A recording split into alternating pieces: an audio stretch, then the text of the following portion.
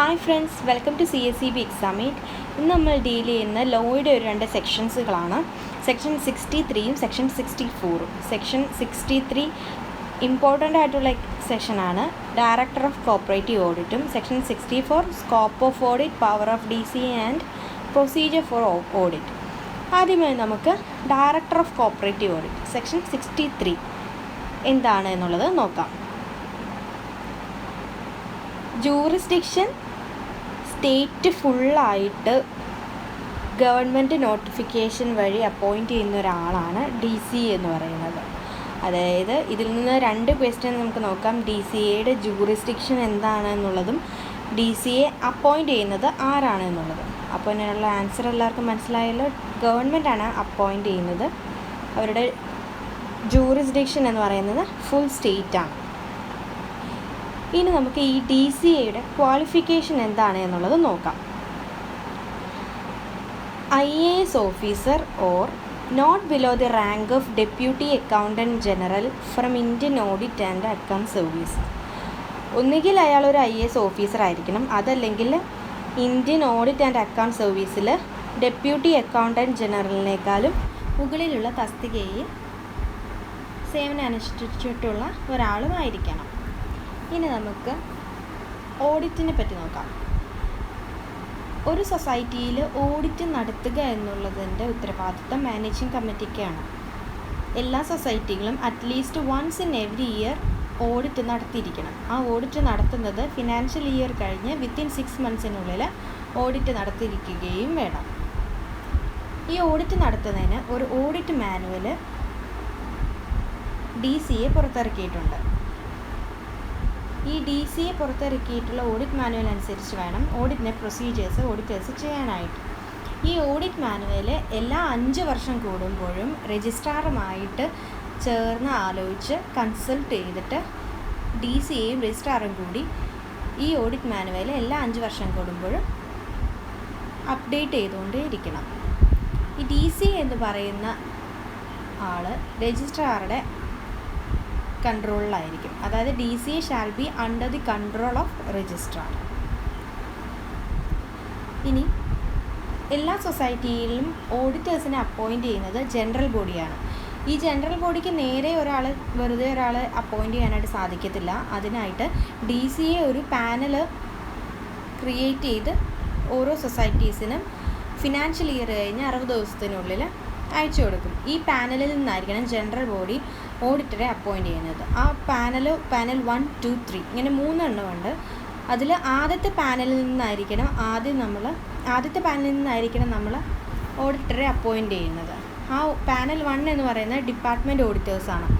ഈ department ഓഡിറ്റേഴ്സിൻ്റെ qualification ഇപ്പോൾ minimum degree ആക്കിയിട്ടുണ്ട്. ഇതിന് മുന്നേ നേരത്തെ ആയിട്ടുള്ള എക്സിസ്റ്റിംഗ് എംപ്ലോയീസിന് ഈ ക്വാളിഫിക്കേഷൻ ബാധകമല്ല.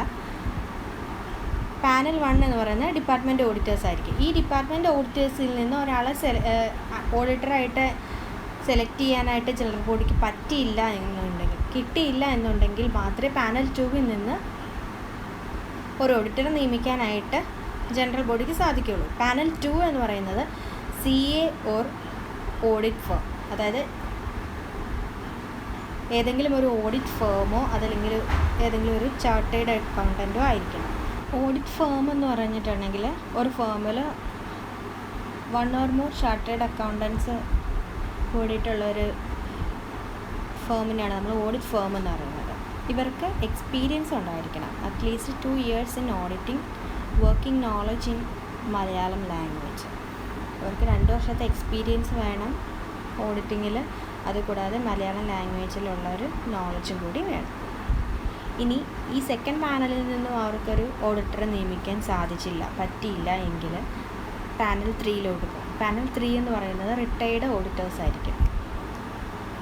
റിട്ടയർ ചെയ്ത് ഈ ഓഡിറ്റ് ഡിപ്പാർട്ട്മെൻറ്റിൽ വർക്ക് ചെയ്തുകൊണ്ടിരുന്ന ആളുകൾ റിട്ടയർ ചെയ്ത് കഴിഞ്ഞ് അവർക്ക് 5 വർഷത്തെ മിനിമം വർക്കിംഗ് എക്സ്പീരിയൻസ് വേണം. അതുകൂടാതെ റിട്ടയർ ചെയ്ത് കഴിഞ്ഞിട്ട് 5 വർഷത്തിൽ കൂടാനായിട്ടും പാടില്ല. അങ്ങനെയുള്ള ആളുകളെയാണ് പാനൽ 3യിൽ വരുന്നത്. പാനൽ 1ൽ നിന്നും 2ൽ നിന്നും ആളുകളെ ഓഡിറ്റിങ്ങിന് കിട്ടിയില്ല എന്നുണ്ടെങ്കിൽ മാത്രമേ 3 പോകത്തുള്ളൂ. ഒരു ഓഡിറ്റർക്ക് 30 സൊസൈറ്റികളിൽ കൂടുതൽ ഒരു ഫിനാൻഷ്യൽ ഇയറിൽ ഓഡിറ്റ് ചെയ്യാനായിട്ട് സാധിക്കില്ല. 30 എണ്ണമാണ് അവരുടെ മാക്സിമം ഓഡിറ്റ് ചെയ്യാനുള്ള എണ്ണം എന്ന് പറയുന്നത്. ഇനി ഇതിനൊരു എക്സെപ്ഷൻ ഉണ്ട്. അവർ ഓഡിറ്റ് ചെയ്യുന്ന ഏതെങ്കിലും ഒരു സൊസൈറ്റികളുടെ paid up share capital less than 1 lakh, അതല്ലെങ്കിൽ അവരുടെ working capital less than 1 lakh ആണ് എന്നുണ്ടെങ്കിൽ 30 കൂടുതലായിട്ട് നമുക്ക് ഓഡിറ്റ് ചെയ്യാനായിട്ട് സാധിക്കും. ഇനി നമ്മുടെ അപ്പെക്സ് സൊസൈറ്റി, അതായത് കേരള സ്റ്റേറ്റ് കോഓപ്പറേറ്റീവ് ബാങ്കിന് 2 രീതിയിലുള്ള ഓഡിറ്റിംഗ് ഉണ്ട്. ഫിനാൻഷ്യൽ ഓഡിറ്റും ഉണ്ട്, അഡ്മിനിസ്ട്രേറ്റീവ് ഓഡിറ്റും ഉണ്ട്. ഫിനാൻഷ്യൽ ഓഡിറ്റ് നടത്തുന്നത് പാനൽ 2 ഓഡിറ്റ് ഫേം ആയിരിക്കും. അതേസമയം അഡ്മിനിസ്ട്രേറ്റീവ് ഓഡിറ്റ് നടത്തുന്നത് പാനൽ 1 ഡിപ്പാർട്ട്മെൻറ്റ് ഓഡിറ്റേഴ്സ് ആയിരിക്കും. ഈ 2 ഓഡിറ്റിൻ്റെ റിപ്പോർട്ട്സും നമ്മൾ ലെജിസ്ലേറ്റീവ് അസംബ്ലിക്ക് മുമ്പാകെ സമർപ്പിക്കേണ്ടതുമാണ്. ഇനി ജനറൽ ബോഡി ഇങ്ങനെ ചെയ്യാനായിട്ട്, അതായത് ഓഡിറ്ററെ അപ്പോയിൻ്റ് ചെയ്യാനായിട്ട് പറ്റിയില്ല എന്നുണ്ടെങ്കിൽ DCA തന്നെ നേരിട്ട് അപ്പോയിൻമെൻറ്റ് നടത്തും. ഇത്രയുമാണ് ഓഡിറ്റിൻ്റെ സ്കോപ്പ്. ഇനി അതിൻ്റെ പ്രൊസീജിയർ എങ്ങനെയാണെന്ന് നോക്കാം. ഫിനാൻഷ്യൽ ഇയർ കഴിഞ്ഞ് 1 മാസത്തിനുള്ളിൽ ചീഫ് എക്സിക്യൂട്ടീവ് ഓഡിറ്റിന് വേണ്ടിയിട്ടുള്ള സ്റ്റേറ്റ്മെൻറ്റ്സുകളെല്ലാം പ്രിപ്പയർ ചെയ്തിരിക്കണം. ഇങ്ങനെ പ്രിപ്പയർ ചെയ്ത് കഴിഞ്ഞിട്ടുണ്ടെങ്കിൽ മാനേജിങ് കമ്മിറ്റി 1 മാസത്തിനുള്ളിൽ ഈ സ്റ്റേറ്റ്മെൻറ്റ്സ് സബ്മിറ്റ് ചെയ്യണം. അത് ഓഡിറ്റർക്ക് സബ്മിറ്റ് ചെയ്ത് കഴിഞ്ഞാൽ ഓഡിറ്റർ 4 മാസം കൊണ്ട് ഈ സ്റ്റേറ്റ്മെൻറ്റ്സ് ഓഡിറ്റ് ചെയ്തിരിക്കണം. അതിന് ഓഡിറ്റ് ചെയ്ത് കഴിഞ്ഞ് 1 മാസത്തിനുള്ളിൽ ഓഡിറ്റ് റിപ്പോർട്ട്സും, അതായത് 30 ദിവസത്തിനുള്ളിൽ ഓഡിറ്റ് റിപ്പോർട്ടും തന്നിരിക്കണം. അത് കഴിഞ്ഞ് വിത്തിൻ 3 months ഓഡിറ്റ് റിപ്പോർട്ട് കിട്ടിക്കഴിഞ്ഞ് വിത്തിൻ 3 months DCA എന്ത് ചെയ്യണം? ഓഡിറ്റ് സർട്ടിഫിക്കറ്റ് ഇഷ്യൂ ചെയ്തിരിക്കണം.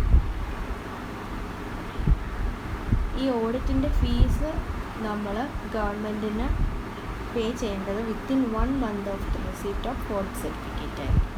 അതായത് ഓഡിറ്റ് സർട്ടിഫിക്കറ്റ് കിട്ടിക്കഴിഞ്ഞ് 1 മാസത്തിനുള്ളിൽ നമ്മൾ ഓഡിറ്റിൻ്റെ ഫീസ് ഗവൺമെൻറ്റിന് അടയ്ക്കണം.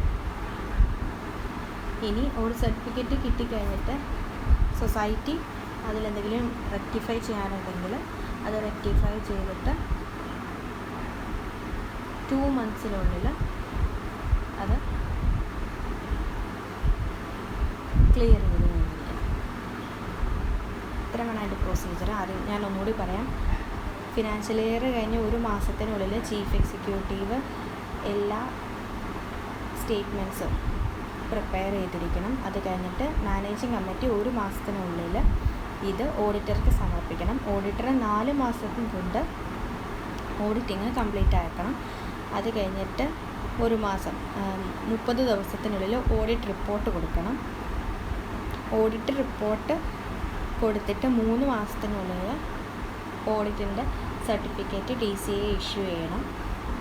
DCA ഓഡിറ്റ് സർട്ടിഫിക്കറ്റ് ഇഷ്യൂ ചെയ്ത് കഴിഞ്ഞിട്ട് വിത്തിൻ 1 month ഓഡിറ്റ് ഫീസ് ഗവൺമെൻറ്റിലേക്ക് അടയ്ക്കണം. ഇനി ഫീസ് അടച്ചു കഴിഞ്ഞിട്ട് ഈ ഓഡിറ്റ് റിപ്പോർട്ടിൽ എന്തെങ്കിലും ഡിഫക്ട്സ് ഉണ്ടെങ്കിൽ അത് റെക്ടിഫൈ ചെയ്ത് 2 മാസത്തിനുള്ളിൽ അത് സബ്മിറ്റ് ചെയ്യുകയും വേണം. ഇത്രയുമാണ് ഓഡിറ്റിൻ്റെ പ്രൊസീജിയറായിട്ട് വരുന്നത്. DCA എന്ന് പറയുന്നത് വളരെ ഇമ്പോർട്ടൻ്റ് ആയിട്ടുള്ള ടോപ്പിക്കാണ്. അതിൻ്റെ DCAയുടെ ക്വാളിഫിക്കേഷൻ, ആരാണ് DCA അപ്പോയിൻ്റ് ചെയ്യുന്നത്, രജിസ്ട്രാറുടെ അണ്ടർ കൺട്രോളിൽ വരുന്ന ആളാണോ അല്ലയോ, ഓഡിറ്റിൻ്റെ പ്രൊസീജിയർ എന്താണ്, ഓഡിറ്റ് മാനുവൽ പ്രിപ്പയർ ചെയ്യുന്ന ആരാണ്, അത് എത്ര വർഷം കൂടുമ്പോൾ പുതുക്കണം, ഇങ്ങനെയുള്ള ഒരുപാട് ക്വസ്റ്റ്യൻസ് ഉണ്ട്. ഇത് വളരെ തരവായിട്ട് പഠിക്കേണ്ട ഒരു പോർഷനാണ്. സോ ഇന്നത്തെ ക്ലാസ് എല്ലാവർക്കും ഇഷ്ടപ്പെട്ടെന്ന് വിശ്വസിക്കുന്നു. തുടർന്നും ഇതുപോലുള്ള ക്ലാസ്സുകൾക്കായിട്ട് എൻ്റെ ചാനൽ സബ്സ്ക്രൈബ് ചെയ്യാം. ഈ വീഡിയോ നിങ്ങൾക്ക് ഇഷ്ടപ്പെട്ടിട്ടുണ്ടെങ്കിൽ ലൈക്ക് ചെയ്യുക, ഷെയർ ചെയ്യുക. Thank you.